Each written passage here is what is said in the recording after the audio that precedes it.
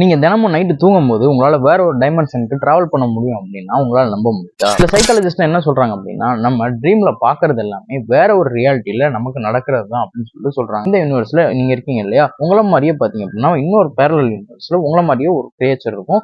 அந்த கிரியேச்சருக்கு நடக்கிற விஷயம்லாம் பாத்தீங்கன்னா உங்களுக்கு கனவா தெரியுது அப்படின்னு சொல்லிட்டு சொல்றாங்க. இன்னும் சில சைக்காலஜிஸ்ட் என்ன சொல்றாங்கன்னா, நைட்டு தூங்கும்போது உங்க உடம்பு மட்டும் தான் இங்க இருக்கு, உங்களோட சோல் மட்டும் பாத்தீங்க அப்படின்னா வேற ஒரு டைமென்ஷனுக்கு போயிருது. வேற ஒரு டைமென்ஷனுக்கு போய் அங்க உங்க சோலுக்கு என்னென்னலாம் எக்ஸ்பீரியன்ஸ் பண்ணுதோ அதுதான் உங்களுக்கு ட்ரீமா வருது அப்படின்னு சொல்றாங்க. சிலர் இதெல்லாம் இல்ல, இதெல்லாம் சும்மா வெறும் கட்டுக்கதை. ட்ரீம்ங்கிறது எப்பயும் நம்ம புரிஞ்சு வச்சிருக்க கான்செப்ட் மாதிரி மெமரிஸ் கிரியேட் பண்ற ஒரு சின்ன சின்ன சீனரிஸ் தான் நமக்கு ட்ரீமா வருது அப்படின்னு சொல்றாங்க. ஆனா சில ட்ரீம்ஸ்லாம் ரொம்பவே ரியலிஸ்டிக்கா இருக்கு.